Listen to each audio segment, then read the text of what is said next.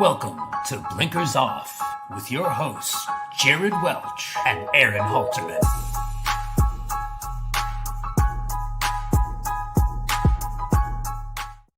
Good afternoon. What's up, everybody? I'm Jared Welch. He is Aaron Halterman. It is Thursday. No, it's not. It's Wednesday, March 18th. And this is Blinkers Off. It always gets me when we do the different days. Like, I'm just like so ingrained. I mean, people don't realize, like, when you do this show for literally every week for 10 years or whatever, as much as it's not scripted anymore, I used to remember how I do like write everything out. But like now it's like it's not scripted, but it's just ingrained. Like, and yeah, even like yesterday when I did the video for the top 10, like my intro, I caught myself being like, and this is, no, it's not Blinkers Off. But what's up?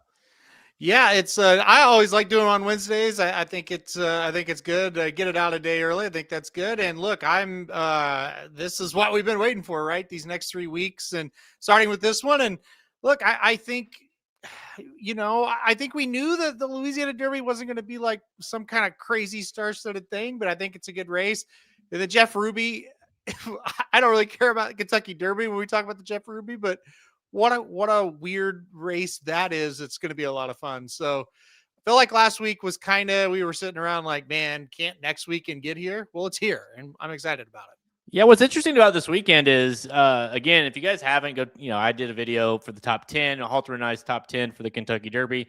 It is on our YouTube channel now. You can check it out and give us your comments on who you like. But there's no one in the top 10 running this weekend, in our top 10, I should say.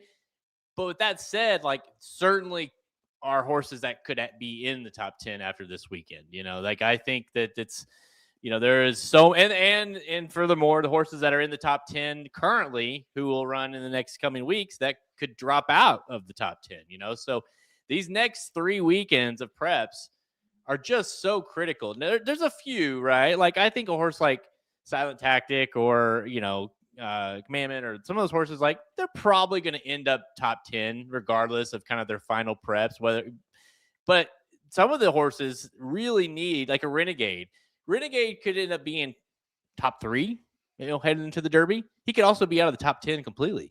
So there's some of these horses are just, it could go either way with just such a short amount of time left. The two horses that really come to mind are Renegade and Nearly. Two horses that I certainly have in the top 10 and even in the top 5. But it's like, boy, it's been a long time since we've seen them. And you're right.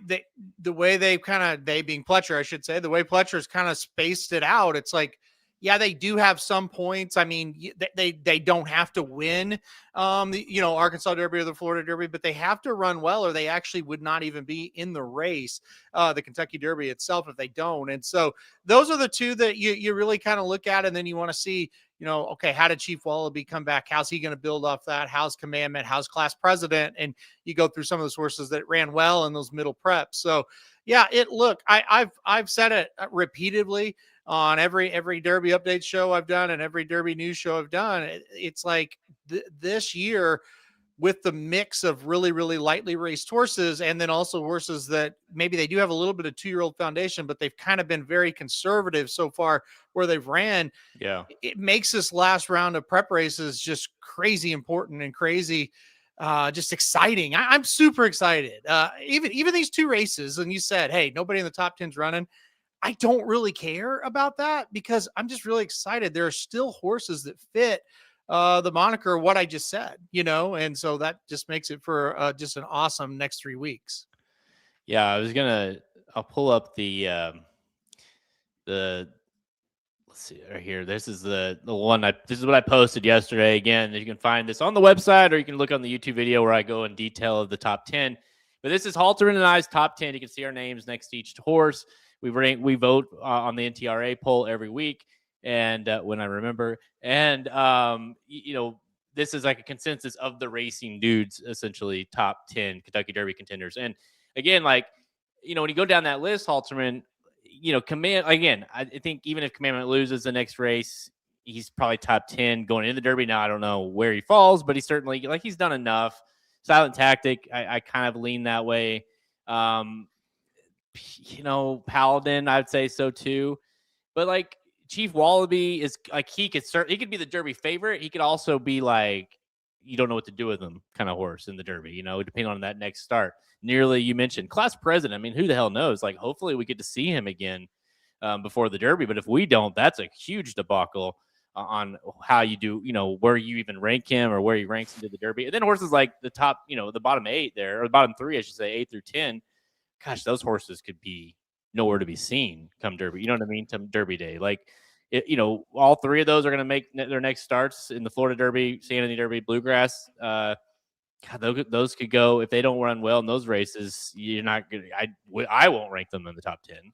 Couple of things. Commandment, he's got the biggest news of all, and this broke after, unfortunately, I recorded my video, that Irad is not riding Commandment. He's going to ride Renegade on the same day on the Arkansas Derby and leave Commandment. Commandment, who is number 1 on the list, who, look, I think that is wild news, and news that is very relevant. So and that doesn't maybe necessarily mean he hates Commandment as much as he likes Renegade. So very interesting stuff there. We did have a comment. It was like, hey, what's the news on class president? We need this information. I don't know. Like I'm not a journalist, and B, even if I was, who would I call to get a clear answer on that? Right. I don't know what's going on with class president. I told you right after the race, Jared, when he won the Rebel, and you called me, and we were really, really excited. I picked him to win, and you've got him in the fantasy league, and you had him up there where you could cash tickets too. And we were pumped. And then I remember texting you like 3 hours after the race and said, man, these comments from Todd Pletcher had me thinking he's going to train up to the race. And that would be like you said, a debacle of like, well, what the hell is he? And what do we do with him? I wish I had news to give you on Commandment or on class president, but I don't. I have no idea. And I even like me adding the Bluegrass Stakes. That's just me. Right. Just going through the probables and looking and seeing where it would make sense, because obviously if, the horse wins at Oaklawn, and instead of, in some ways you'd say, okay, he won, great, we'll just keep him in the Arkansas Derby. Renegade instead will run wherever. They've been like, we're running him there. Renegade, that is. So then it's like, all right, well, where does that leave class president? He's not running in the Wood. At least I don't think he will. Not running in Florida. I mean, I don't think, right? And so like, is that the Bluegrass? I mean, he's not like he's not been known to run horses in the Bluegrass. That is Todd Pletcher. But yeah, not knowing at all where that horse will run next, it's not a great sign, in my opinion, if you train him up, if you're so worried about running one more time. And this is like, it's not like a horse that's like got crazy foundation, right? It's like, oh, we're good. Like, we know. No, I mean, the horse ran a couple times, right? I mean, he made his 2-turn debut in the Arkansas Derby, or the Rebel. So it's like, man, it's just, you go into the Derby, if that's the case, you go into the Derby with him saying, man, like, I think he's got a lot of upside, but I also don't have any idea what he's going to do here. Yeah, and it is very much a situation. As soon as nearly crossed the wire, they said, yeah, we'll go to the Florida Derby and we're skipping. And almost not when Renegade crossed the wire, but pretty quickly after, it's like, yeah, we're going to the Arkansas Derby, no doubt. And with class president, we just haven't ever gotten into that information. There's really only 2 options, I think, for him. He's not going to Santa Anita. So it's like the Bluegrass or the Wood. And I don't know. I don't think he's going to send him up there to Aqueduct to the Wood. I agree with what you wrote. I think that is the most possible, would be the Bluegrass Stakes. So very, very just intriguing to see what happens there.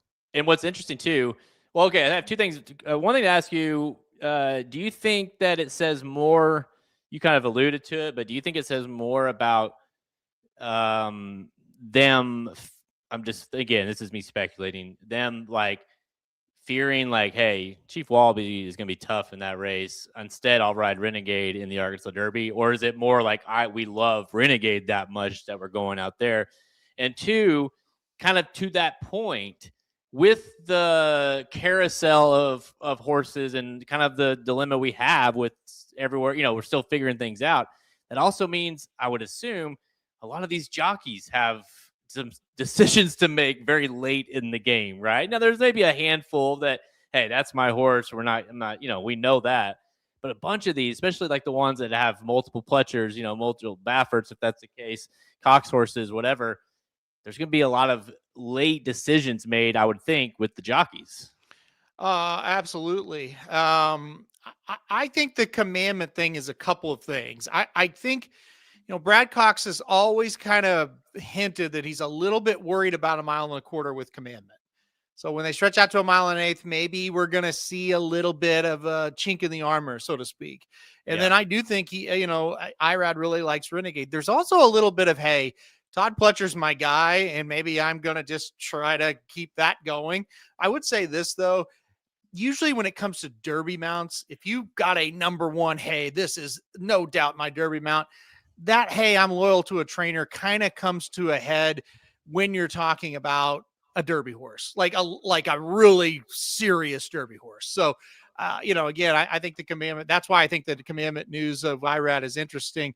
But you said it, there's a lot of jockeys going to make decisions. Like, take Paladin, for example. Is it Tyler Gaffleone that's going to ride him, or will Flavian Pratt have the mount back? Because Flavian Pratt started with Paladin, and then he did not ride him because he was over riding Nisos in the Saudi Cup. And so Gaffleone got the mount.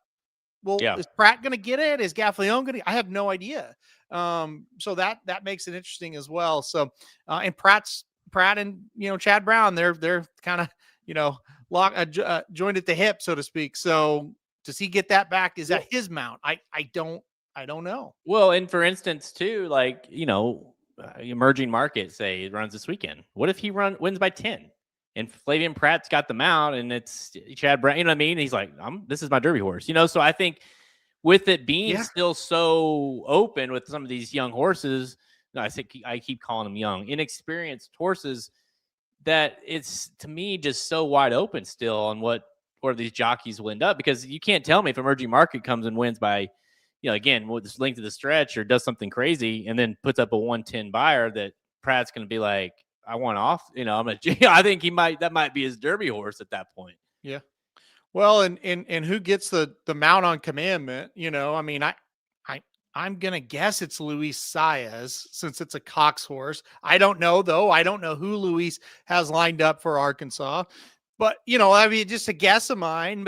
And then what if commandment runs an amazing race in the Florida Derby? Yeah. And then all of a sudden, I guess whoever's going to ride him has it, I would imagine. So I don't know. You're right. I will say this: jockeys are wrong some. They're right a lot as well when it comes to these decisions. So that's number one, but it's not, 100%. And number two, I think they're like us a little bit this year, where they're really kind of trying to figure this thing out like we are, because really, and we've said it, it's a lot of this is going to come down to which one of these lightly raced horses are ready to run like the peak at the right time, because a lot of times with Derby horses, you got a lot of establishment, and you got a good feeling, okay, who's ready to really pop. This is a little bit different this year, and it's kind of fun.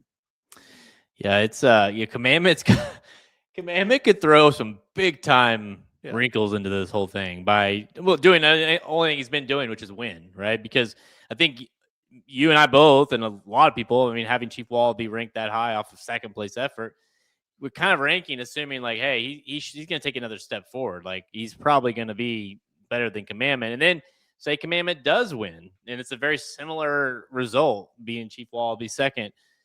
You'd be hard pressed to say, well, Chief Wallaby is better than Commandment, but then you're also worried, like, at the mount a quarter, what's it like? So you almost are like, please lose, Commandment. Like, I need you to get beat by Chief Wallaby, or nearly, even, for that matter, so that way I have some sort of quote unquote confirmation heading into the Kentucky Derby. Because Commandment winning again, which would not be surprising, because he's been very good, would throw certainly a wrinkle into like the thought process when it comes to Chief Wall. Well, all three of them. Yeah, I mean, we basically have Commandment ranked 1 in the NTRA poll, because look, like, he won the race, so you kind of have to rank him number 1.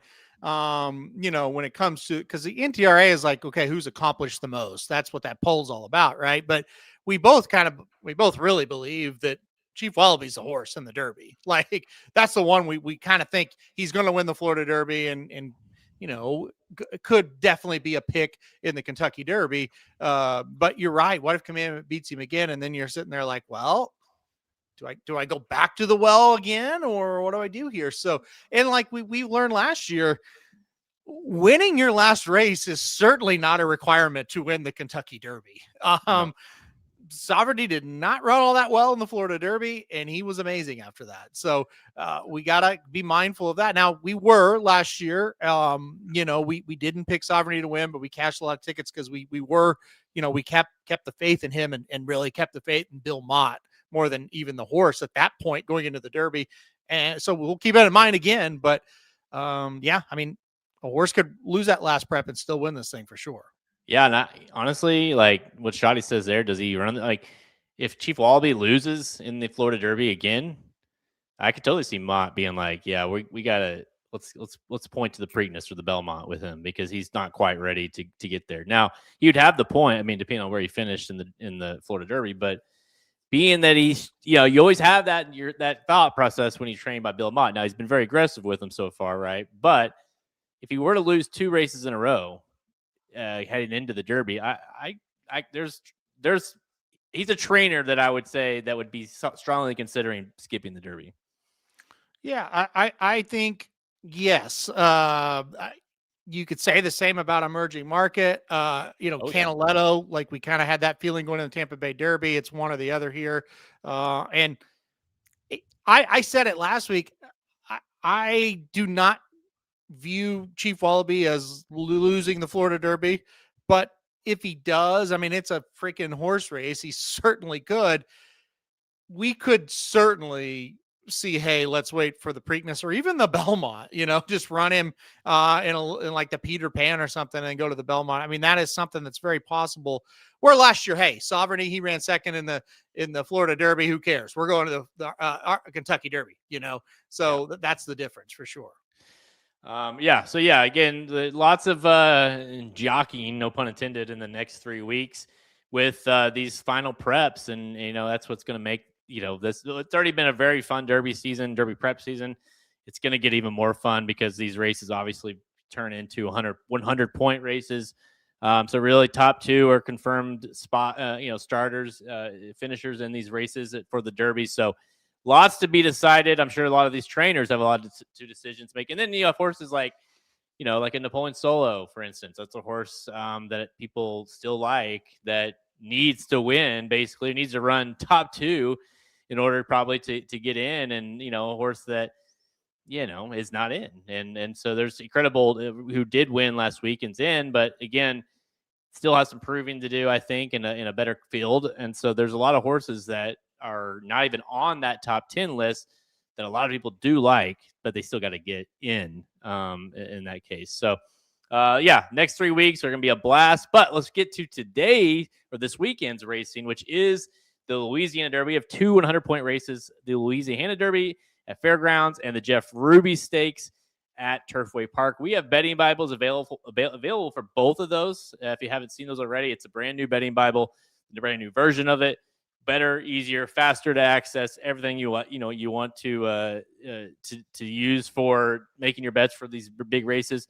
Full card picks for both tracks, so make sure you go check that out over at racingdudes.com. But we're going to talk about the Jeff Ruby, the Louisiana Derby, and then we're going to look at the Oaks. The Fairground Oaks is a big race, 100 points to that one, and then the Bourbonette, which is 50 into the Oaks. So 2 big Oaks races, 2 big Derby races. Let's not waste any more time. Let's go. All right, let's pull it up. I'll get that off the screen. There we go. All right, let's go to Fairgrounds. We're going to kick things off with the main event on Saturday. It is the Grade 2 $1 million Louisiana Derby. It's race 12 going off at 5:42 p.m. Central Time, going a mile and 3/16 for a field of 9 3-year-olds. Again, 100 points to the winner, 150, 25, 15, and 10. And I don't have the odds on this one, but the odds, Emerging Market is coming into this race. And we mentioned that horse in the opening. This is a horse that has only got 1 start, but that start was pretty damn special. And now he's coming into this race, the big test. What do you think of his chances? I think it's a great spot. I think he couldn't have handpicked a better spot for Emerging Market. I would say that first. This certainly has not come up all that strongly. We talked about it a little bit last week on the show, where the Risen Star has kind of become the highlight race down at Fairgrounds.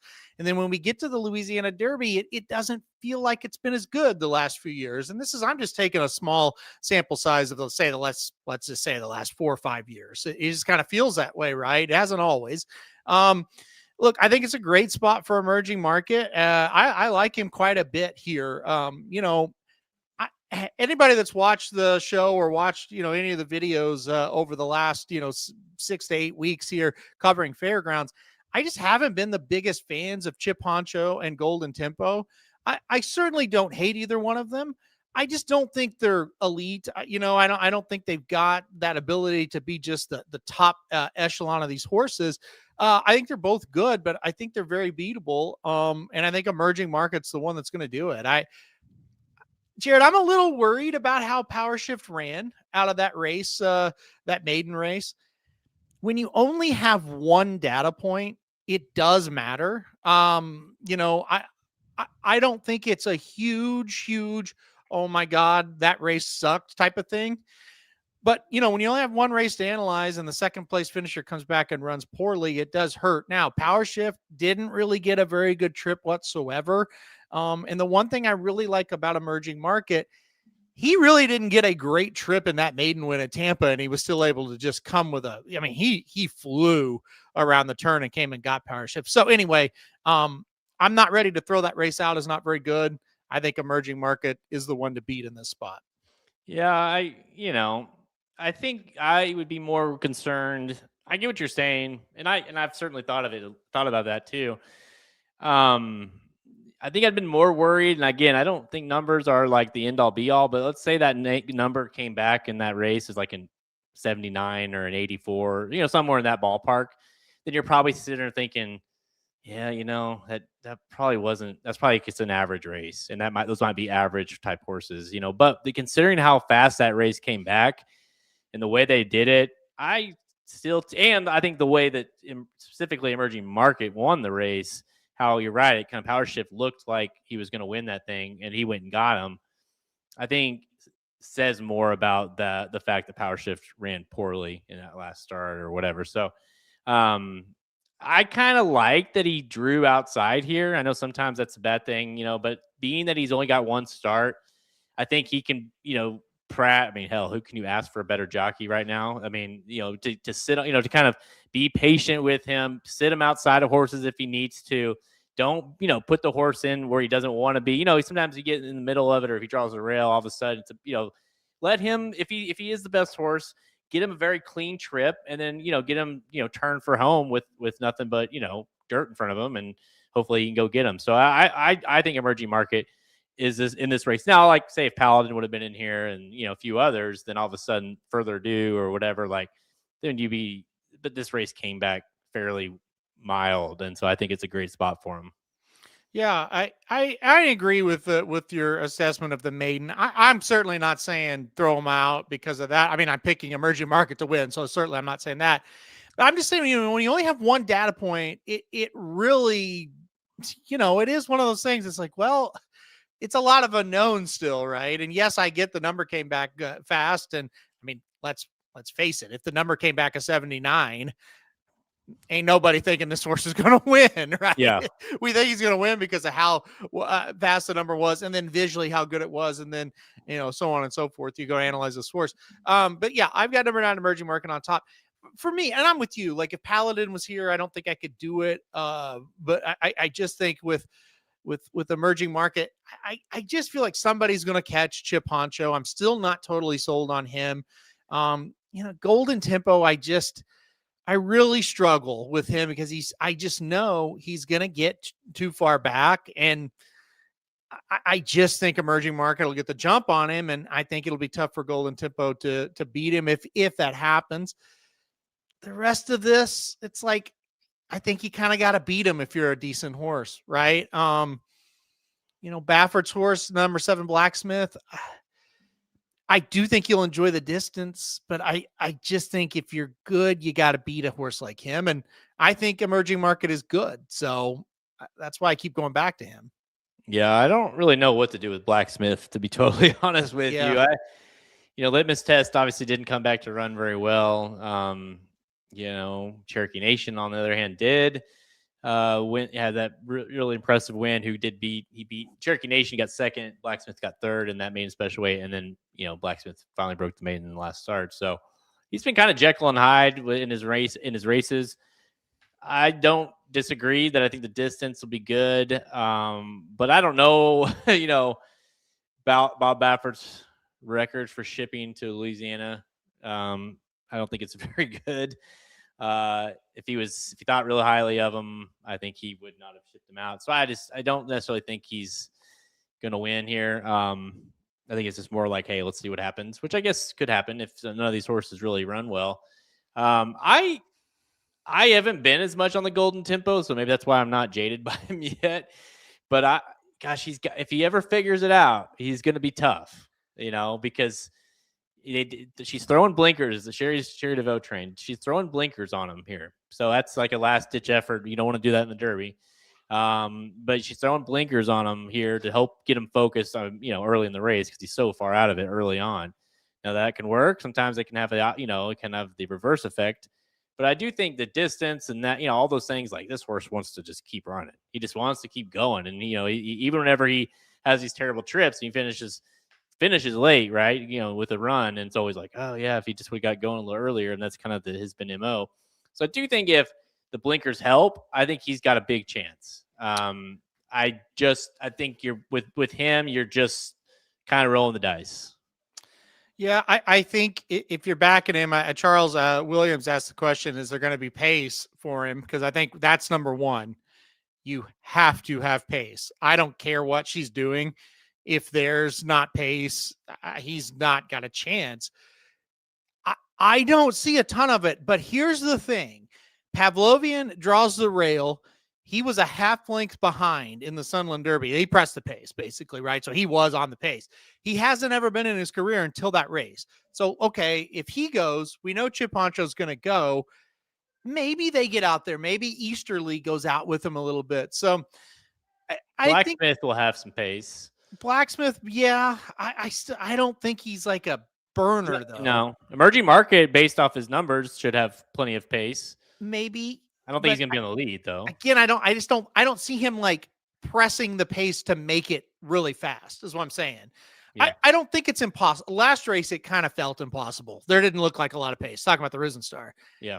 This race, I don't think it's impossible, but I think it's more likely you get, 48 to the half, which I don't think that's fast enough for Golden Tempo. So that's my worry with him again.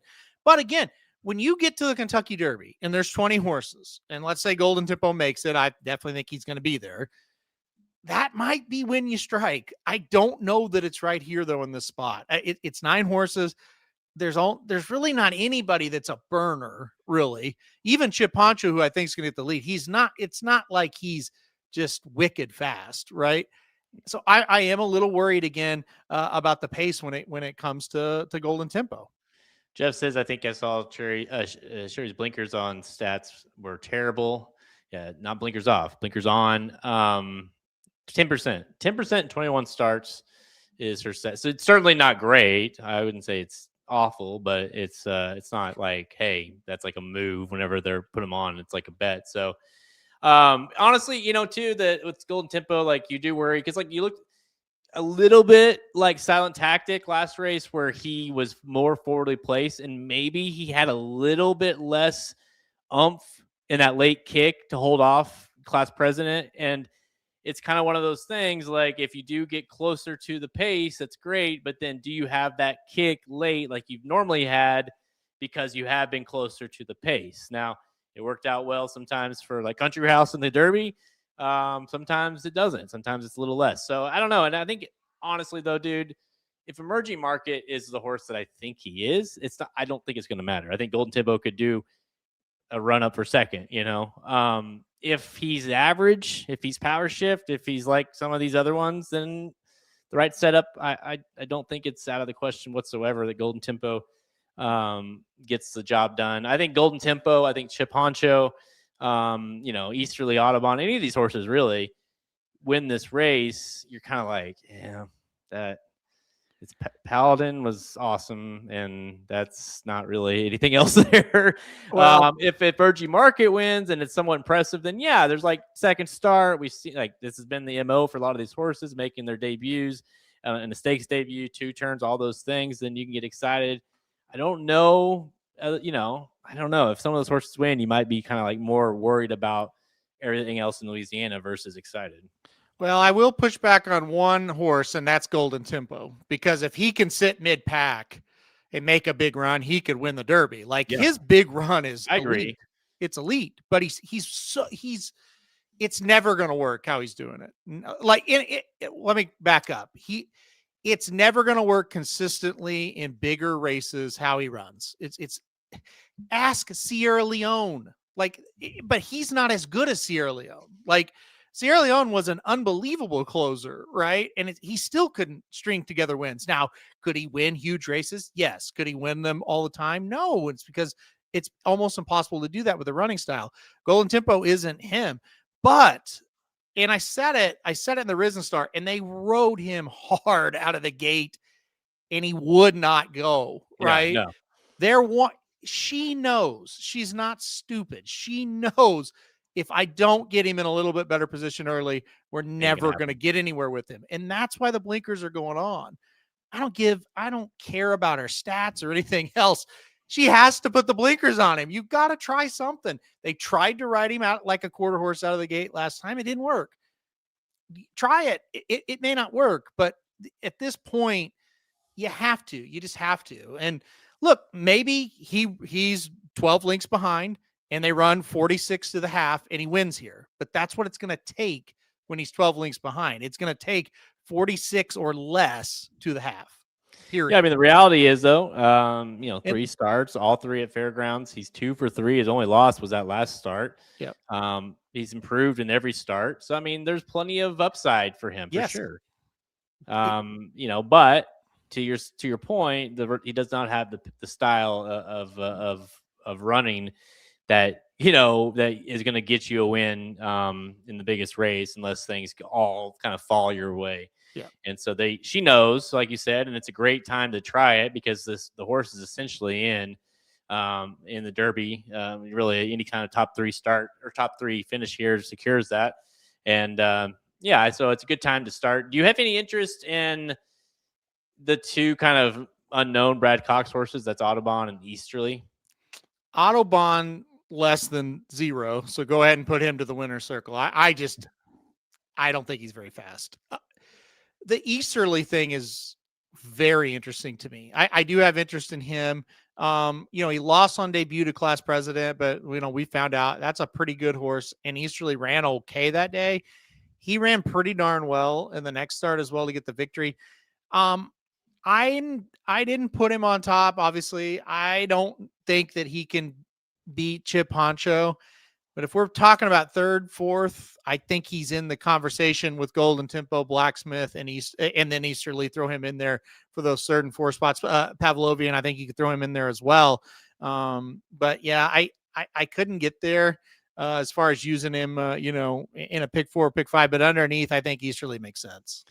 Do you think the reason this race is starting to come back so light is, do you think the 6 weeks out is the problem for a lot of these trainers? Like they don't want to wait for a horse to, why you're getting such a good field in the Risen Star and such a down, I don't want to be too negative. It's not always down, but like less than, like, it seems like a lot, like for instance, I mean, Paladin's a perfect example. It's like the horse runs there, you'd assume would run back in this race. Instead, they go to the bluegrass. Do you think it's like the timing wise being 6 weeks out is a little bit less than ideal for a lot of these trainers? No, I think they would actually prefer the timing. I think here's what it is. The Risen Star's attracting a lot of good horses because they're the pretty much for their 3-year-old seasons, they run 1 1/8. They're right there at the Risen Star, right? So you can get that mile. If you got a horse, it's like, he doesn't want to go 1 1/16. You can run that race at 1 1/8. So they're getting some good ones. But then the next round of preps, they go, okay, well, we have a lot of options to go 1 1/8 next, and we can spread it out. And that's what they really want, spreading out those prep races. And so then, we could go to Florida, we could go to the bluegrass, wherever, So I think they catch a lot of decent horses, or a few decent horses at least will ship in for that first mile and an eighth, and then they've got options. And I don't know that maybe, and I don't know this to be true at all, but maybe some of these guys don't want to go a mile and 3/16 before going a mile and a quarter, because this race is a mile and 3/16. So maybe that's a little bit of it too. I don't think the timing, I think they're okay timing wise, but I do think that what I was kind of alluding to is kind of maybe the reason why. What we don't have odds yet. It's Wednesday, so of course don't get too crazy. We can't have odds. But what odds do you expect? I guess, do you think Emerging Market will go off the favorite, and kind of what should we be expecting here on the odds? Well, somebody told me somebody told me the 6-1 was the morning line on Emerging Market. I haven't seen the morning line. Maybe they tweeted it out. I'm sure. Yeah, I haven't seen it. It's not on the past performances or on Equibase. So yeah, no, it's not posted anywhere. But I think they may have tweeted out the morning line. Somebody saw it, and 6-1 on Emerging Market was the morning line, which is crazy. But look, here's what we know: the morning lines at fairgrounds, and I'm not gonna. I don't know who it is, and I'm not going to be overly critical, but they don't mean a ton, right? I expect Emerging Market to be like 2-1, 5-2. And I would think then Chip Honcho and Golden Tempo probably going to be 3-1, 4-1, 5-1, right around in there. And then I would imagine your Bafferts and your Brad Coxes and Pavlonian will be next. But, I can't imagine a world where Emerging Market is 6-1. I haven't seen it. I can kind of looking. And do you want to know Ed's fair value odds or no? I mean, you can read them if you want. Chip Honcho's 3-1 and 4-1 on Emerging Market. That's Ed's. So okay, it's probably close. I'd say flip those. 6-1 on Blacksmith because it's Baffert. Pavlovian 7-1. Okay, but again, those are not the odds, guys. Those are just. I do have the odds if you want me to read them. Yeah, go ahead. I couldn't find them. Pavlonian is 6-1. Autobahn is 8-1. Chip Honcho 3-1. Universe 12-1. Golden Tempo 7-2. Spirit of Royal 20-1. Blacksmith 6-1. Easterly 6-1. Emerging Market 6-1. Holy shit! Okay, 6-1. So Chip Honcho's the favorite at 3-1. I mean, if I could sign up for 6-1, I'd give me that all day long, please. There's just absolutely no world ever in the history of worlds where Pavlonian, Blacksmith, Easterly, and Emerging Market are all going to be the same price. It's not going to happen. So we punted on the whole morning line. it's not going to happen. Now, look, if you wanted to make, can you make them all 6-1? Can we just do that? Yeah, it's crazy. But if you wanted to make Chip Honcho the favorite, I don't really have a problem with that. No, it's making Chip Honcho the favorite. It's kind of like ranking Commandment over Chief Wallaby. It's like, yeah, I get it. He's more established. He's done more, but I don't really think he's better. But I understand why he's ranked that way, So I get it. It's hard pressed to put Emerging Market at 6-5. 100%. When he's ran one time, right? And you do have the power shift and kind of that thought process. So it's I don't. But like John always says, like it's not what you think it should be. It's what you believe the betting public will bet, and you gotta assume Emerging Market is going to get bet very hard. That's exactly what I was going to get ready to chime in with. Like all the stuff you're talking about is true, but at the end of the day, the morning line is a prediction of money. It's not even a prediction of who you think's good or bad. It's money. Yeah. I definitely could see a world where Chip Honcho goes off favored. Like I do think that's possible.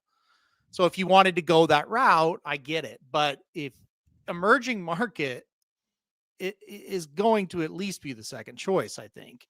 And at worst would be the third choice at worst. But I don't think so. So anyway, we'll see what kind of price we do get because you and I are both picking the horse to win the Louisiana Derby. We both obviously, if he does do what we think he's going to do, that is Emerging Market, he would throw his name in the hat for sure in that top 10 and definitely be in the same kind of conversation with Chief Wallaby in terms of like, hey, this horse is barely run, but man, he looks like he might be pretty damn good. This would certainly take another step that direction. But we'll see what happens. Halterman, emerging market, Louisiana Derby. That's who you and I are both going with. All right, let's head to the next one. The next race, the main event of Saturday, right? This will be a fun one. It's basically like, if you guys like to play the lottery, it's kind of like that. Just go pick a number, essentially. The Jeff Ruby Stakes at Turfway Park, worth $777,000.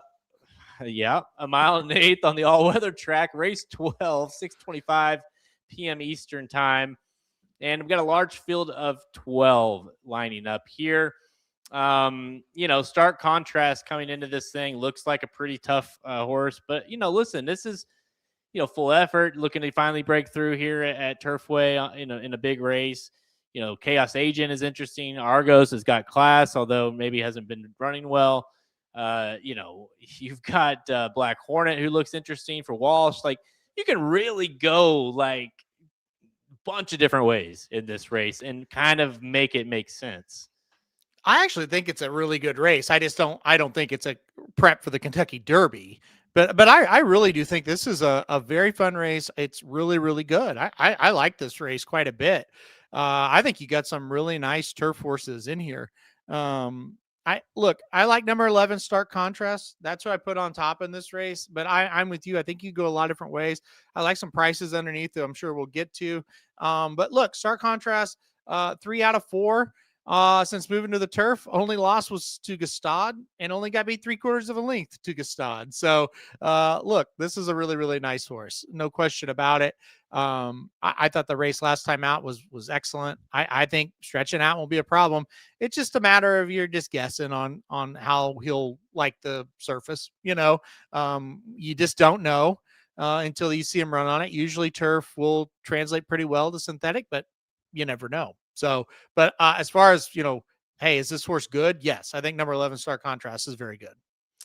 Yeah, I like the fact too that McCarthy, like, it's been kind of known, right? Like, he made that start in the Eddie Logan, and that was in early January, and it's been like kind of knew that where they were going to go with, or going to try with this horse for the Derby, and kind of just picking their spot where they would end up, and so I think it's a good spot for him. It's class wise, he is got major class advantage over a lot of these. This is a horse to finish second to Gustad, and a good second at that in the Breeders' Cup Juvenile Turf. Came back to win and kind of dominated in that next start. Had won 2 in a row going into that turf. Like, this is obviously a very good turf horse. If he can convert the turf to the synthetic, like you mentioned, I don't have any question that he's going to be able to be tough to beat here. Yeah, no, there's no question about it. I mean, and again, you're just kind of guessing on the synthetic part of it. But yeah, I mean, I really think, like I said, he's good. Like I said, I don't know that we should run him on the dirt if he wins this race. I think he could run in that American turf for 3-year-olds on Derby Day on the turf there at Churchill, and he's going to look good in that race. So we'll see what happens, though. We'll see what happens. Don't worry about that yet. We're just trying to pick a winner here. So yeah, I am excited to see him. I'm excited to see number 6, Medici as well. Mandela, I can't remember when he shipped a horse to Turfway. Maybe he has in the past. I certainly don't remember it. I think he's fascinating as well. Bob Baffert said he was going to send Greenwich Village to this race, and like many times that didn't happen. But if you liked Greenwich Village for this race, you kind of got to like Medici. He finished second, only beating the nose last time out to that horse. So I'm very excited to see him as well. I think these 2 California shippers make a whole lot of sense in this spot. Yeah, what about, I know you kind of talked about him earlier with full effort, but and he's a similar horse as Stark Contrast, but just has made a couple of starts on the turf over him, but good turf horse, switched over to synthetics, and really has ran 2 good races here at Turfway Park. Unfortunately, was second best in both of those, so that's kind of the pause. Part of you can say, well, gosh, you're going longer. He's getting better with those 2 each start. Like, he's primed to break through. And the other part of you is saying, well, shit, man, what's it going to take to get it done? Like, you've had your chance and you can't get it done. I am cautiously optimistic with him, but I don't think he's like don't think he's like a win bet candidate for me, just because it's like he hasn't done it yet, you know? I think he's a lot like, at least this version of here at Turfway Park, a lot like Golden Tempo down at Fairgrounds. It just too far out of it, and I bet full effort last time out in the Battaglia, and I mean, I wasn't upset with his effort, but he's so far back, and you got to have a little bit of luck, and you got to have a little bit of pace, and he didn't have either one in that race. Could he have it here? Yes. I'm going to put him on tickets here. I do think this synthetic surface does play a little bit better to his running style than than Fairgrounds does to Golden Tempo's running style. So I think that helps him. He gets IRAD. IRAD's going to ride him. And hadn't rode him since he won at Keeneland on the turf. So I think it's good to get IRAD back. I could make a huge difference. I like full effort in this spot as well. I do. Let me make a case for the 10 Argos. And I don't know if it's necessarily a case, but it's just like a way you could get there. Because you go back and you look at the juvenile turf, stark contrast, who I think we both agree is going to be tough here. He's a very good horse, was 58-1 that day in the Breeders' Cup. Okay. Mm-hmm. The same Argos was 7-1 in that race. Now, they obviously ran much different than each other, but it kind of goes to show you what Argos was going in and the belief that he was going into that race. Obviously, they have taken different routes since Argos has not looked good in the Breeders' Cup or the next race back at Gulfstream Park. Now trained by Brad Cox, was with Riley Mott. Brad Cox obviously does do very well first off, so I think that is interesting. And, has a high percentage jockey. So I think the price is right on Argos because you'll probably end up getting one of the better prices you've ever gotten in his career. I think you're going to need all of it, but I don't think it's impossible. I don't think it's impossible in the same way I don't think any of them are impossible, honestly, in this one. But yeah, look, my argument with Argos is point to the race that wins this one. I don't see it. Yeah, no, it hasn't happened. So I think he's got to get a lot better. That I think that's my point with him.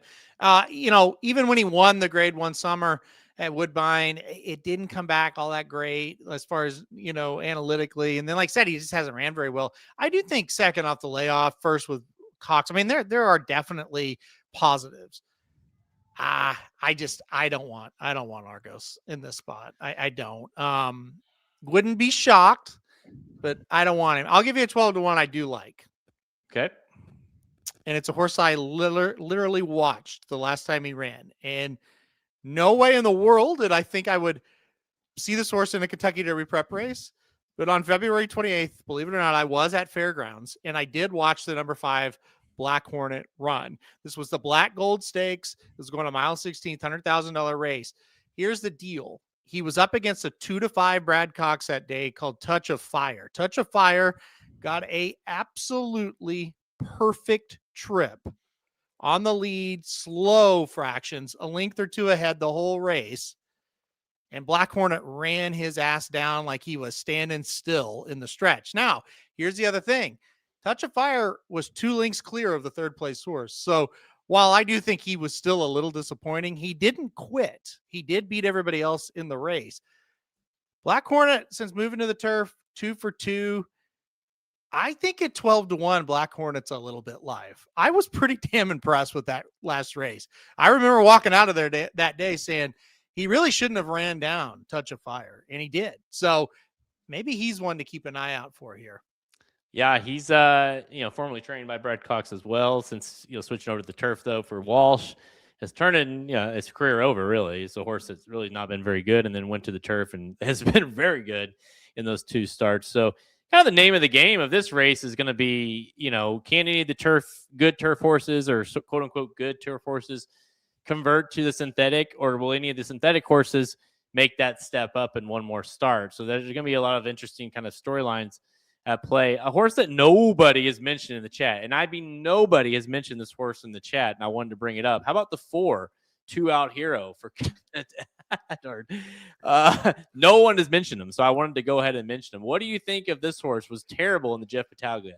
I think he'll run a lot better. I think the Battaglia certainly was a race to kind of knock the rust off a little bit. So I do think he'll run better. But I look at him kind of, it's like, okay, but where is the race that is good enough to win?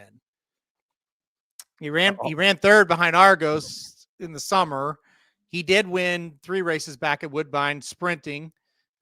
He did win sprinting on debut on the synthetic at Woodbine. I just don't see a race where I 1,000% believe he will run much better. He also didn't get a very good. He stumbled. He did not get a good trip out of that race at all. I don't think he's good enough. That's where I'm at. But again, this race is far from cut and dry. He improves. A couple of these don't like the synthetic. He's right there, but he's not on tickets for me. Boy, guys, sarcasm It's tough for people. Tough. It's tough room. Sarcasm. 12, stop the car, kind of right. I mean, I thought I made that very clear, but the 12, stop the car. What do you think about making the 2 fills kind of trip here? That is kind of being not so good at fairgrounds, taking the shift over to Turfway. Do you think that is what the horse will need? No, I don't. If you remember in the Battaglia, I was very curious to see him, and I wanted to see him run. But again, I didn't have him on top there or anything. I didn't use him there, and now he's in this race, which I think is tougher than the Battaglia. Oh yeah, not that much, but I do think a little bit tougher. I don't know what the deal is with him. I think I would have tried him on the dirt again. I don't know. To me, the synthetic is just hoping something. It's changes. A desperation move. Yeah, and honestly, I think the desperation move should have was supposed to happen, right? Like you said, the last time, and they end up not running, and now they're like, well, shit, we're kind of out of options here. Yeah. We know he's not good enough on the dirt in order to qualify for the Derby. So let's see what happens. I think it just feels like a shot in the dark for him. So last horse that I want to mention, if there's anyone else that you want to, go ahead. But a horse that I think is very interesting in here, and that's the 8 Chaos Agent. Only 1 start on the belt, which is kind of the MO this year for these Derby contenders. 1 start under the belt, was very good, got a nice number at Gulfstream on that synthetic surface. Now switching over to Turfway synthetic surface. Rosario gets the mount, which I think is a good sign, and you're getting the good price. So this is a horse that's got a lot of late run. I could see this horse making a move late. Yeah, look, that was a very good maiden race. There are some good and bad things to it. I mean, it was a good win, and analytically it came back okay for sure. Was 11-1 that day, so didn't have a lot of hype. So definitely outran the odds, obviously. But look, it's Josie Carroll. Like it's not like her horses get bet on debut, right? So that's not too troubling. It's just can we develop fast enough here and ship to a new track and do it again? I think this horse is in with a shot, and I think 10-1 is the right price. I wouldn't want to back him at a shorter price, but I think that's about the right price. That's the one I was going to mention too. I think it's got a big shot. And then, look, one of the few, I mean, there's a few in here, there's 4 or 5, but one of the few that we really don't have a question mark around, does he like the surface? Yeah, he does. He ran over a synthetic surface. He ran well. Or some of these other ones, you are kind of just hoping that they like it. Yeah, no, that's a good point. All right. So, I mean, final pick, make the case. I guess you're going with number 11, Stark Contrast, right? Yeah, I'm going to go 11, Stark Contrast. I almost went the 6. I almost went the 2. I almost went the 5. But I do think the 11 is the best horse, and then it's just like, well, okay, who's going to run well in the synthetic? That's the guess. But if you said, hey, out of these 12 horses, who do you want to own? I would want to own the 11. So I took the 11 Stark Contrast, and I'm just hoping that, he takes to the synthetic surface okay. And I do think Medici shipping, Mandela shipping a horse is always super, super dangerous. So I think the 6 makes sense. And then I think, look, if IRAD makes a little bit of difference, the 2 can do it either. So 11, 6, 2, kind of where I leaned heavy.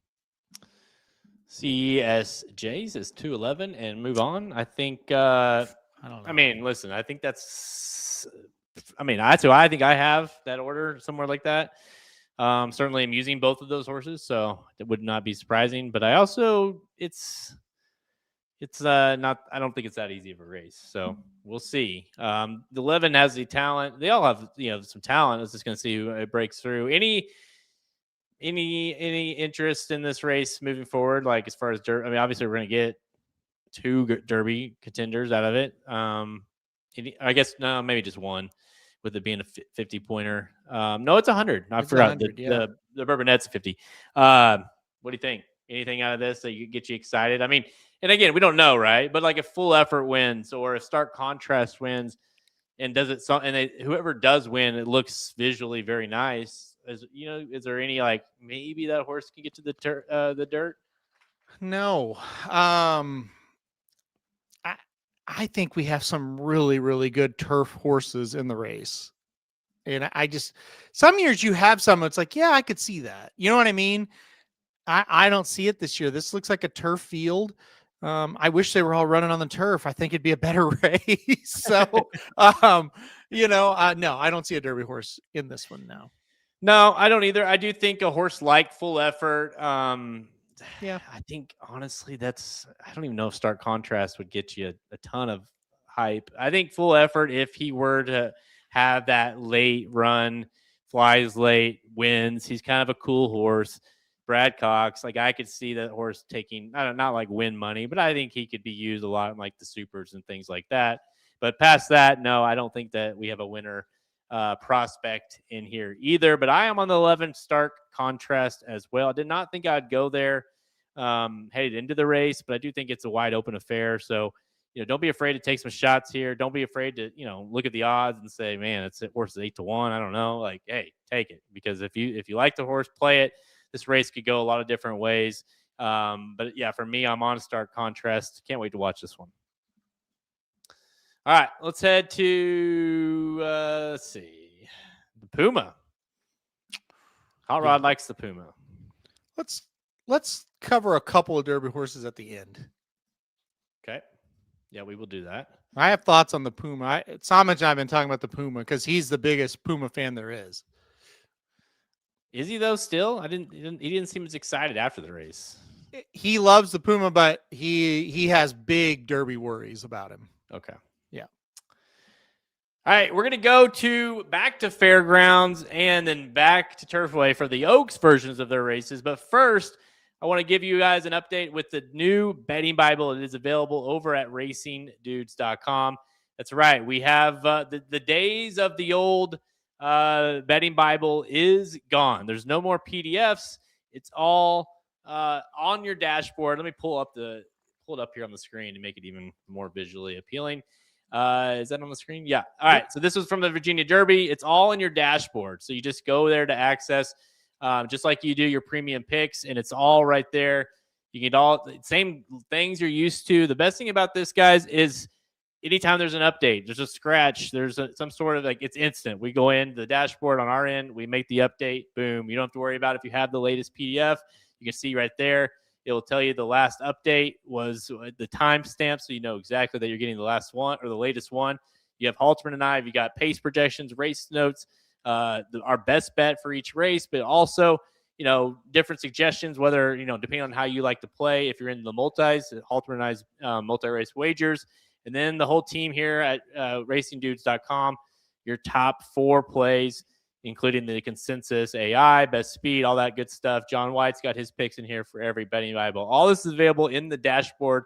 And if you like playing the betting Bibles, but you want to make up your own tickets based on our picks, all that is here as well in our wagering calculator that's listed there at the bottom. So as a brand, it's the same information. It's just to you faster, easier, way more convenient than it's ever been. So go check out the betting Bible if you haven't already. We have them this weekend for Louisiana Derby and Jeff Ruby Stakes Days, both at Fairgrounds and Turfway Park. You can get each one for $29.95, or if you're a premium subscriber, which you can get as low as $70 a month, they're free. And we have 2 more next weekend. We'll have 3 more the next weekend.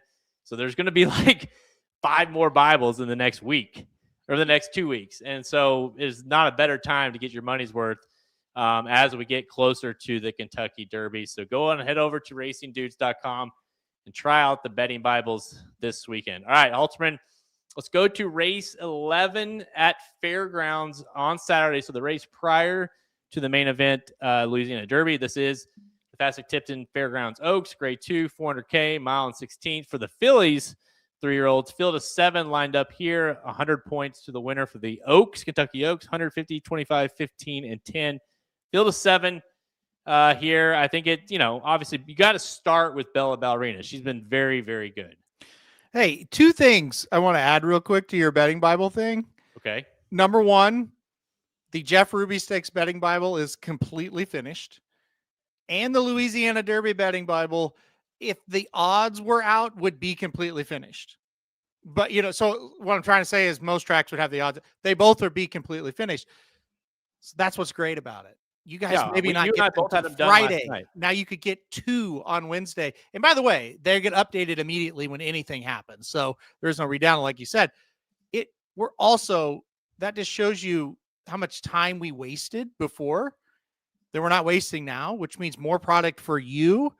You need to be a subscriber to this. You really do. It's $70 a month. We're going to have so many of these every month. Just the betting Bibles themselves, they will pay for your subscription easily. So you need to be a subscriber. It's the perfect time. They're not going to stop.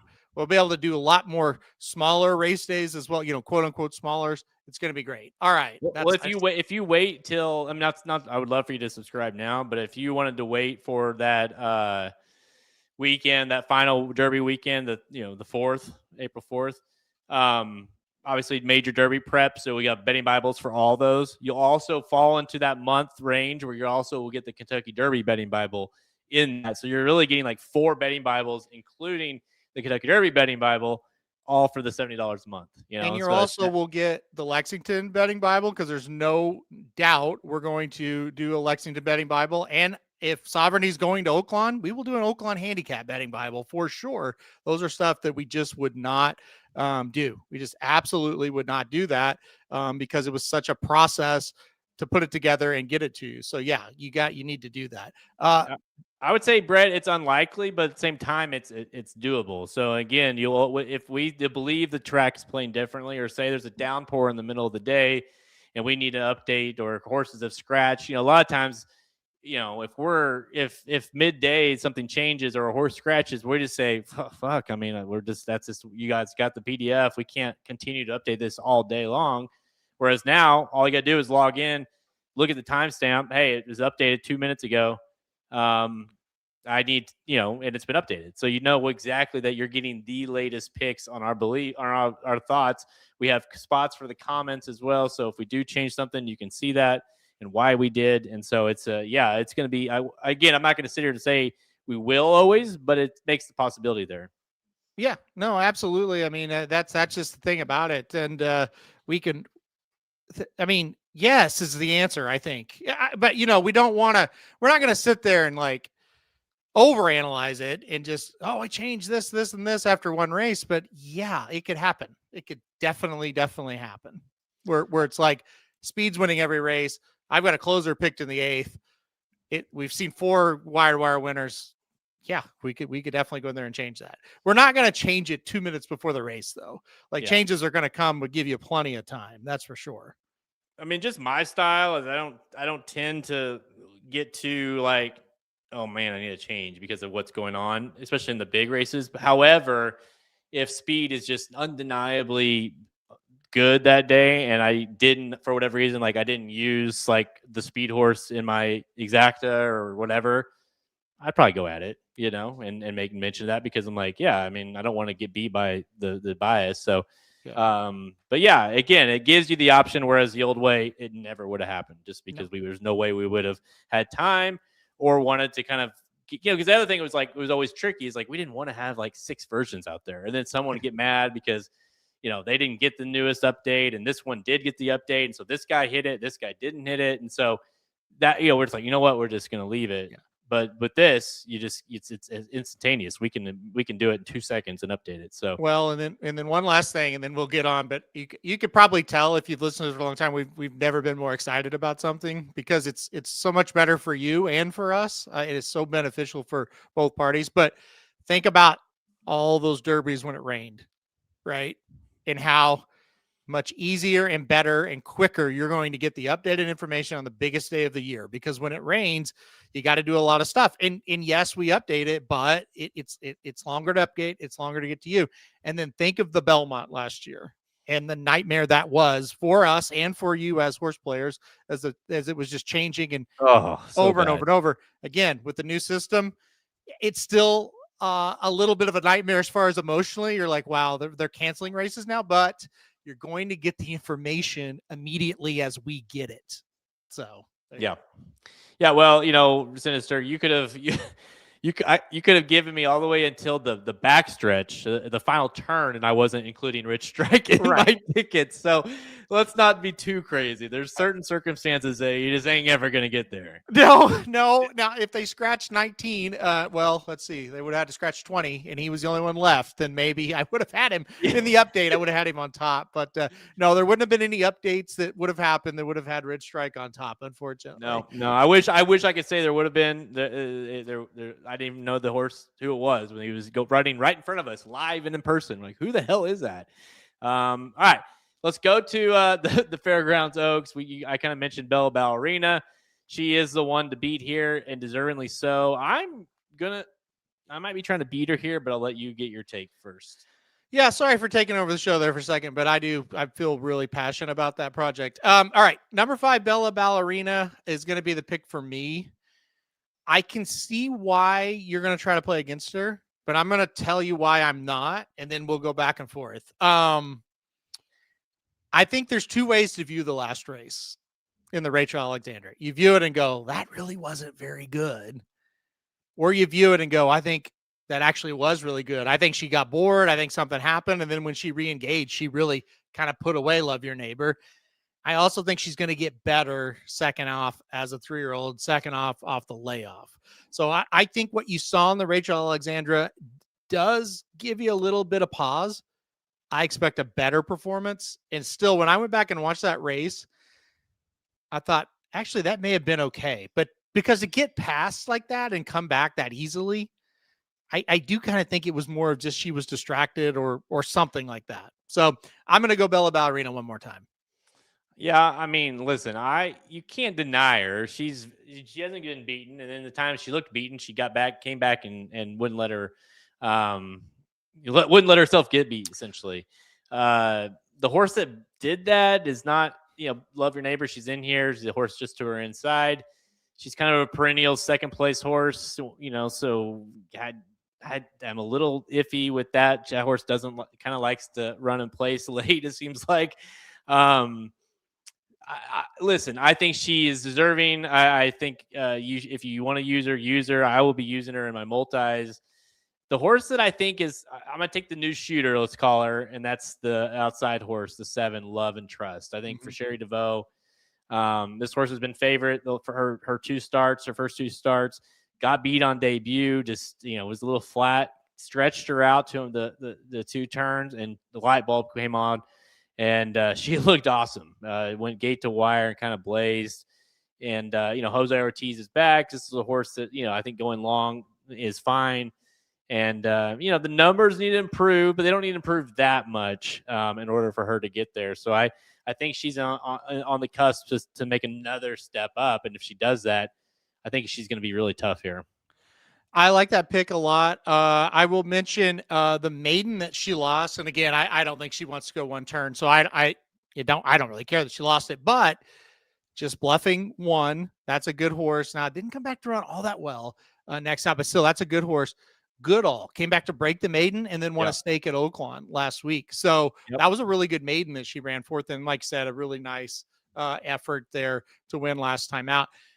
Another thing that I thought was interesting about Bella Ballerina, you look at her first 2 races, she's off the pace. And the Rachel Alexandra, she's on the lead. And so I almost wonder if she'll run a little bit better with the target. Like, I don't really think she wants the lead.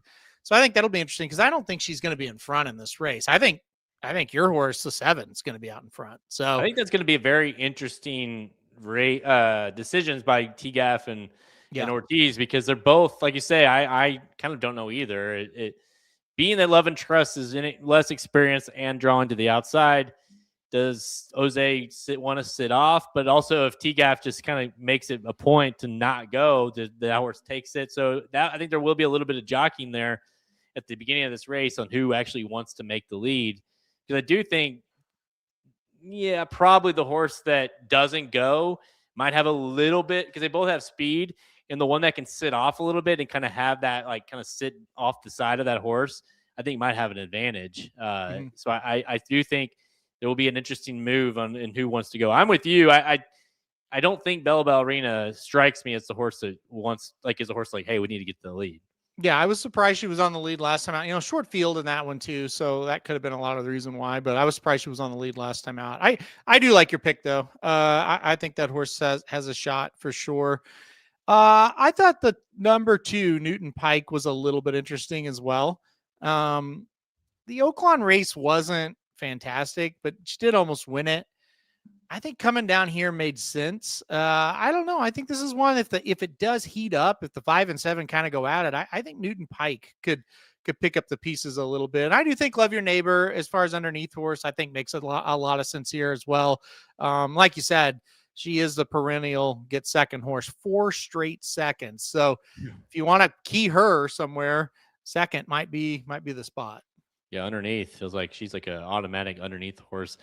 Listen, I think if Bella Ballerina does and wins here again, then she's going to have a strong consideration as favorite in the Kentucky Oaks. I think that will be certainly wouldn't be one of the top choices. It depends on how the rest of these shake out, but she's been pretty much unbeatable in these preps, and if she continues to do it here, I think she'll go into the Kentucky Oaks as one of the horses to beat for sure. Yep. All right, let's go to Turfway Park. Yeah, so just to make it clear, he's on Bella Ballerina. I am going to try to go the upset, and number 7, Love and Trust. Let's go back to Turfway for the Bourbonette Oaks. Again, this is a 50-point race: 50, 25, 15, 10-5 for your top 5 finishers, and it's a field of 12. It's really another wide open race. 7-2 on Scratch It. What do you think of this one? Yeah, this is a fun race. We have a little more of an idea. We have a lot of some synthetic form, a little more synthetic form than we do in the Jeff Ruby. I like the horse on the rail. Number 1, is it Resplendence? Is that how you say that? Yeah, yeah. Look, 5 races, 3 races that were just okay. Got to the synthetic and has been really, really good. Broke the maiden right here at Turfway Park, and then won a stakes last time out. A gate to wire both those times. I kind of look at this race and go, I think this is a horse that's just getting better at the right time. I really think it's going to love going a little bit longer here with the breeding that she has. So I went with the rail horse in this spot. I really like that last race. I think she can repeat it. She's going to get the job done. Okay. Sorry, I would have kept talking. I didn't see him over there. Yeah, no, I don't think he really wanted anything other than to point his finger out at, or his tongue out at you. So there you go. Sorry, I didn't see him. No. So the horse I'm going with is similar in a sense of kind of making the right moves at the right time, but a little bit more lightly raced, and that's the 8, Bless Her, at 8-1. So a nice price here. Grand Motion, John Velasquez. I'll be anxious to see if we actually get that price. But, on the turf, it's kind of struggled on the turf, switched to the synthetic, and boy, did that make a difference. The horse just flew off the screen here, won by almost 7 lengths. Got a 79 buyer for that race, which was far higher than the horse had been running. And, again, kind of, your horse has one more race under her belt in terms of the synthetic, but, definitely light bulb went off type horse once he got to the synthetic. And I feel like, you and I are on similar wavelengths in terms of why we like these horses, just pick different ones. But Bless Her. And again, if you thought the Jeff Ruby was tough, this race is just, I mean, you might as well just take a pick. I mean, look at the odds. I mean, there's all over the place. So that's why I kind of went price hunting here. Wouldn't be shocked whatsoever if even a bigger price than 8-1 wins here. Yeah, I like your pick as well. And look, I'm with you. You see that synthetic race, and it's like, well, that's a good sign, and I think the horse will move forward off of that effort. Yeah, look, like I always like with Graham Motion, who I think is tremendous, by the way, tremendous trainer. I have a hard time getting his right. I have a hard time predicting his horses correctly. So, but I mean, this one looks like to me one that's ready to fire. Yeah, and it's like, dude, and as much as I love, John Velasquez is having a resurgence in his career. Like I don't know if he ever stops, but he's certainly not showing any sign of age. And Grand Motion, like you said, is great, but they haven't necessarily been the strongest together. Only hitting at 3% when together, so it's not a ton of starts, 31 starts, but it's still enough. So that's something as well. I think the point is, I think for me, I'm gonna need a lot of that price to get there with that horse. Yep. I don't think the horse is a deserving favorite or anything like that. What do you think of? You talked a little bit about Newtown Pike in the last race. What do you think about the 7 Maximum Offer, who is 9-2 here for Kenny McPeak, who did run in that race but finished 4th? Yeah, it's just okay, what are we doing with her synthetic wise? I'm not sure how she'll take to it. I've got the horse on tickets right now, but that's only because I've went 3 or 4 deep. I do like the horse. It's just a guess, right? The synthetic thing is a guess, and I don't know. Like 9-2, is that a little too short for a guess? I don't know. I'm a little worried about that. Well, and I kind of, and that's the problem I'm having, and maybe why you and I are both going elsewhere, is because you have to look at a horse like the 5 who is 7-2 and your favorite, and that's all you're doing is guessing on that, because this horse, he's got the connections and Brad Cox and Irad, but okay, he breaks the maiden, or she breaks the maiden on the turf, and then she loses in another turf race, and then loses in another turf race, and to me, it's like, at least with those other ones that were like, hey, the synthetic, at least the ones we picked, hey, the synthetic was a sign, a positive sign, whereas we don't really know what Scratch It will do switching services. It's obvious that they want to, because they think they need to, right? Or try to, I guess, but yeah, so that kind of goes back to the example of, hey, 8-1 on a horse. Sure. If Blesser was 7-2, no thanks. So, that's kind of where I'm at with this race in a nutshell. Yeah, I agree. And I think this is another race where it's like, I don't know if there's really an Oaks horse in here to get too excited about. But yeah, you are just kind of, at least you do have some form. Like even the 9 Lovely Gray, if you want to take a shot with her, you've seen her on the synthetic. She can run, well on it. The 11. So anyway, but this one I think is the quality of horse probably it's the same as the Jeff Ruby, but at least you do have a little bit of built-in form over the track. So I know, and this is kind of sum it up. Who did you pick in this race? I picked the number 1. Okay, so I do think I used the 1, but I know I didn't pick the horse on top. I know what I'm trying to say is, when I looked at our comparisons after I made my picks and you made I was like, I'm pretty sure you didn't use the 8 at all, and I wanted to say I didn't use one or two of your picks and yours, at all. So it's that kind of race. Yeah. We basically, between 12 horses, we have like 7 different horses, listed. So it's that kind of race. It's going to be tough.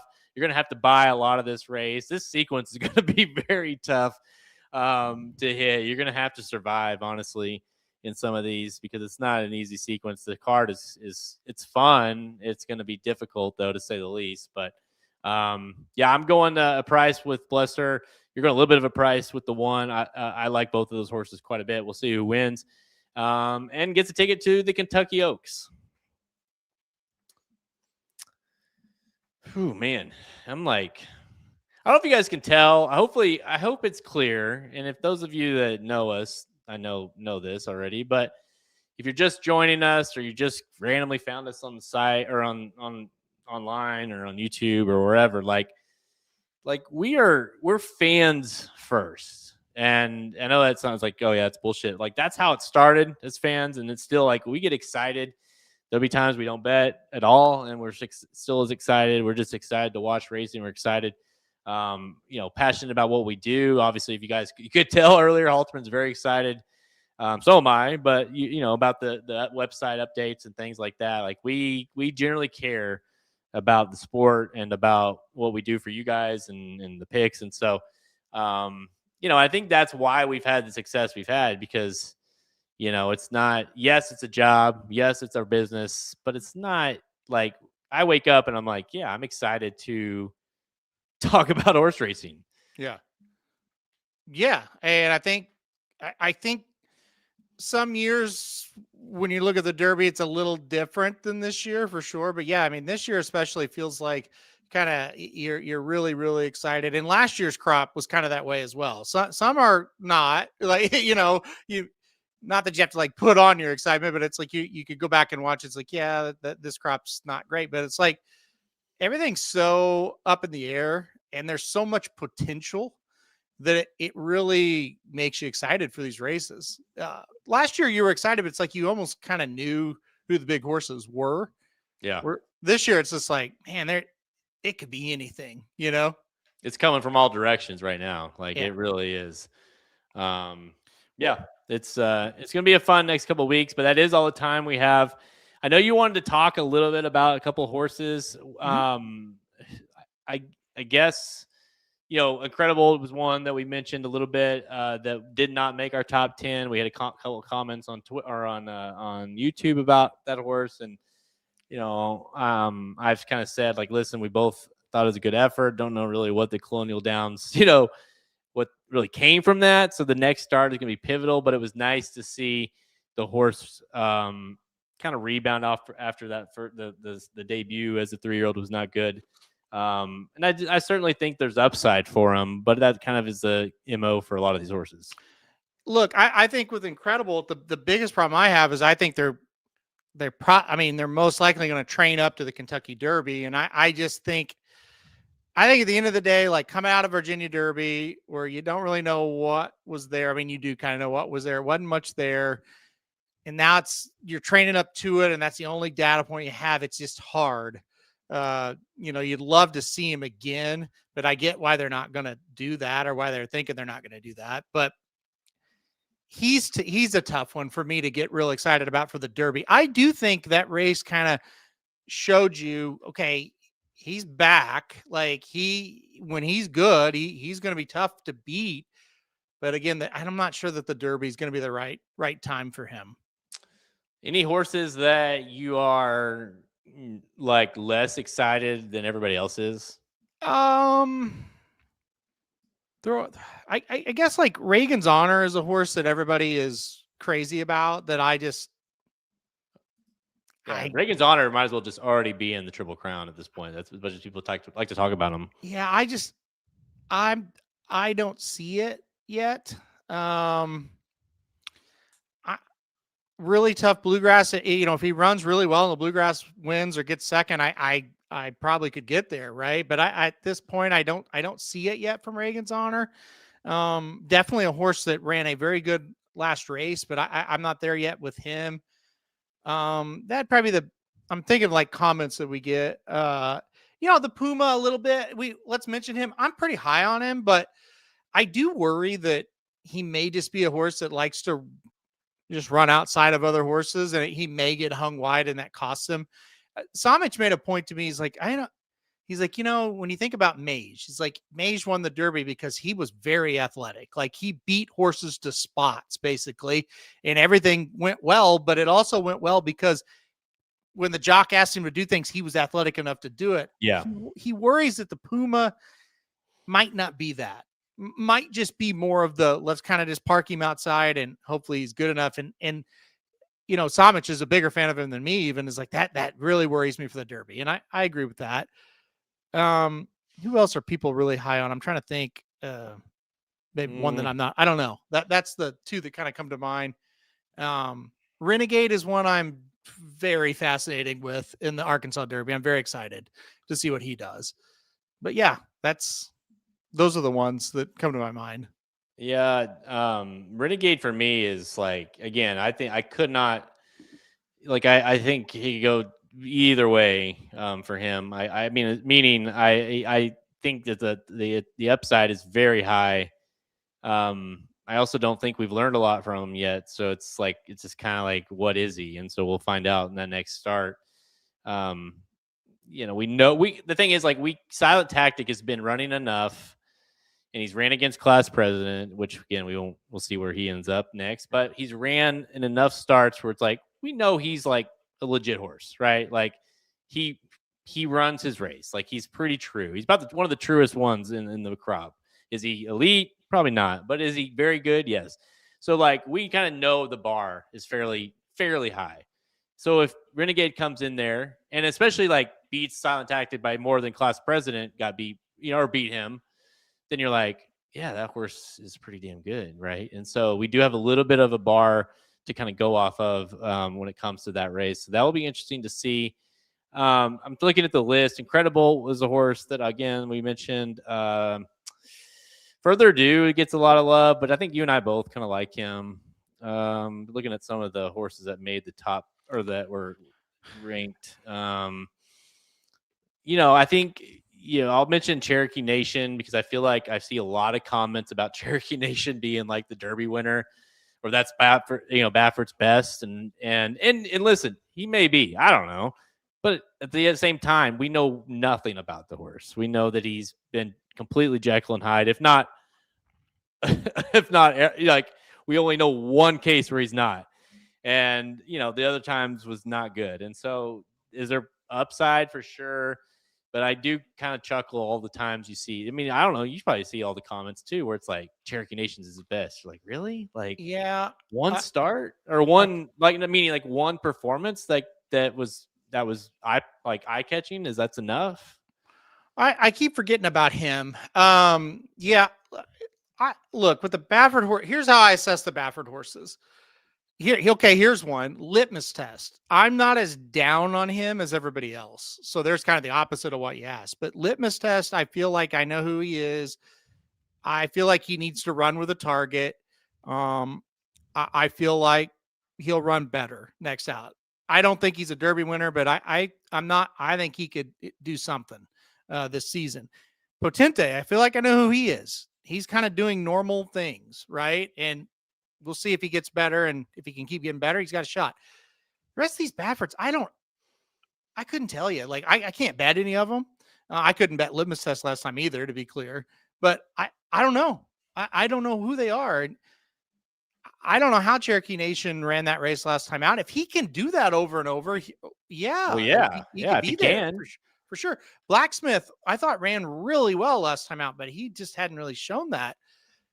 I mean, if they could get consistent, but they're kind of just inconsistent or just slow, some of them as well. So I don't have a really good feel for them, except for litmus test and Potente. I kind of have an idea who they are. The rest of them I don't. But look, if Cherokee Nation goes to the Santa Anita Derby and say he runs 100 buyer again, and I think if he runs 100 buyer, he's going to win the Santa Anita Derby by 5 probably. I mean, I think he's the number one, but I don't know what that means really. But I think he's a contender, but he's going to have to do it again for me because there's just too many bad races out there.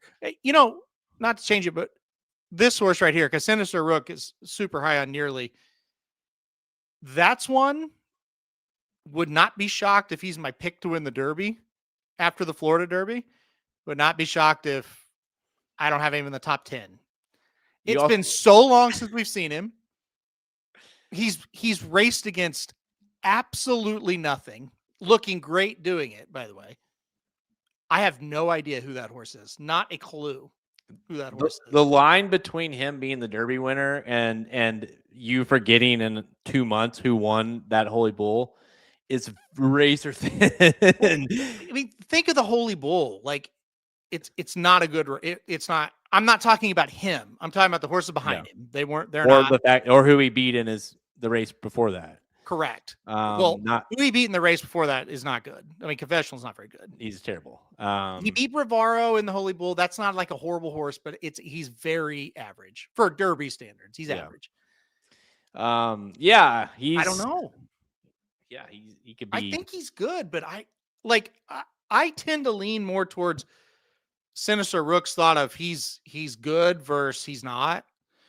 But I don't know. He's a really interesting one when we get to the Florida Derby next week. Really interesting. It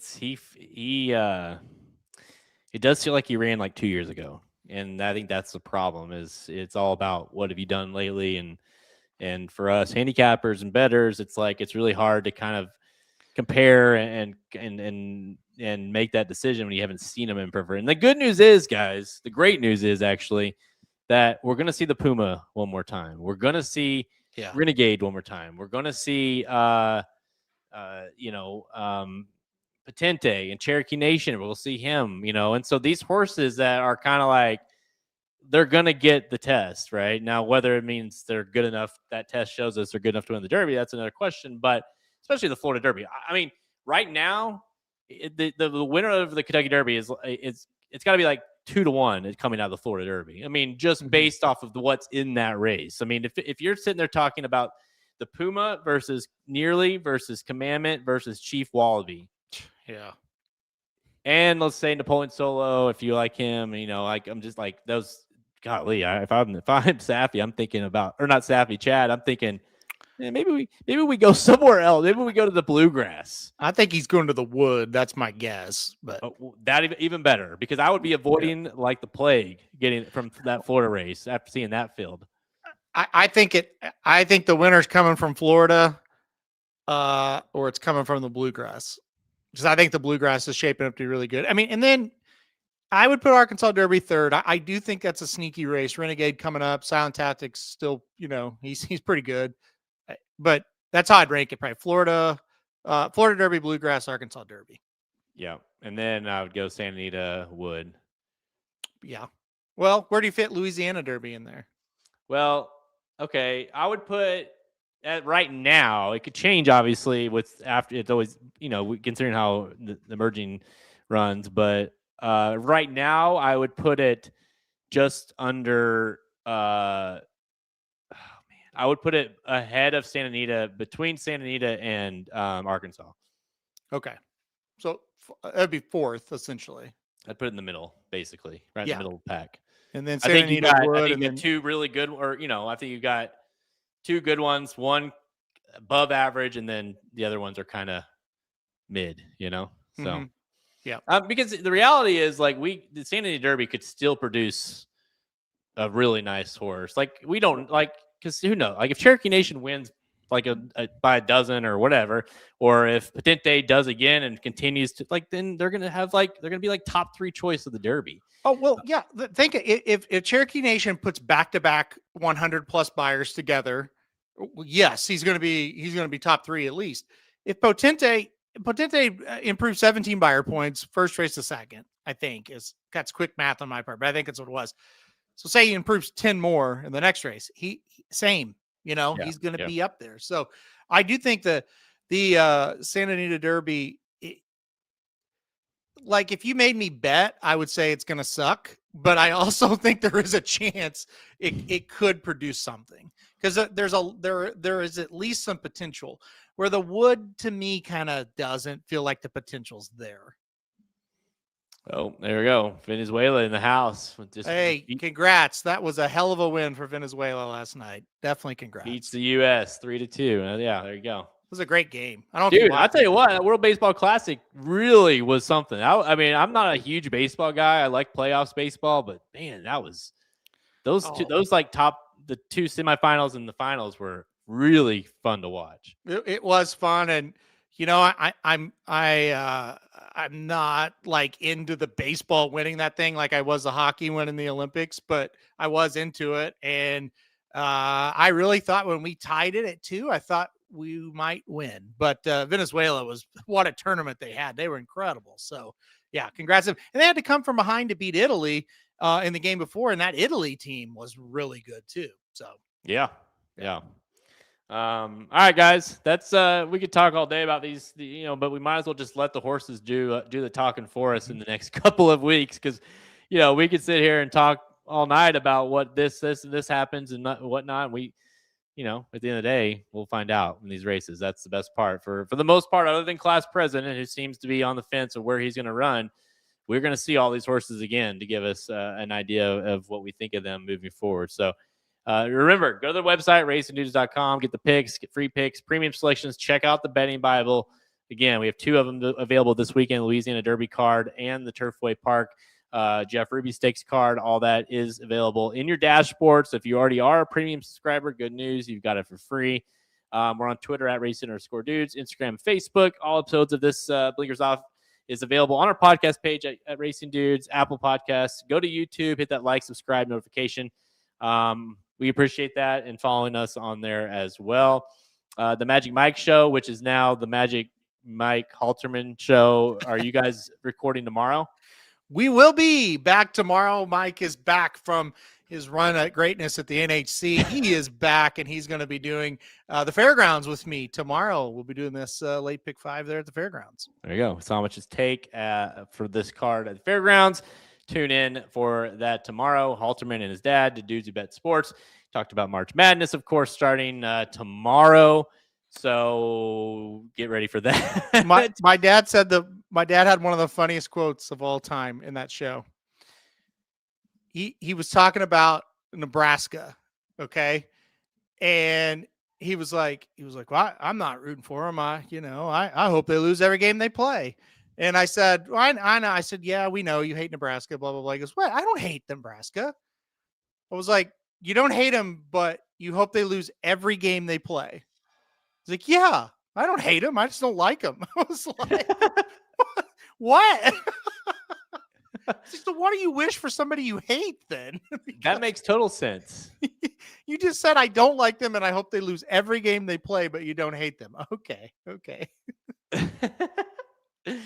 That sounds like a true fan, a true hater fan, I guess. It was great. It was people in the chat room were dying. Like, I don't hate them. I just hope they don't win ever.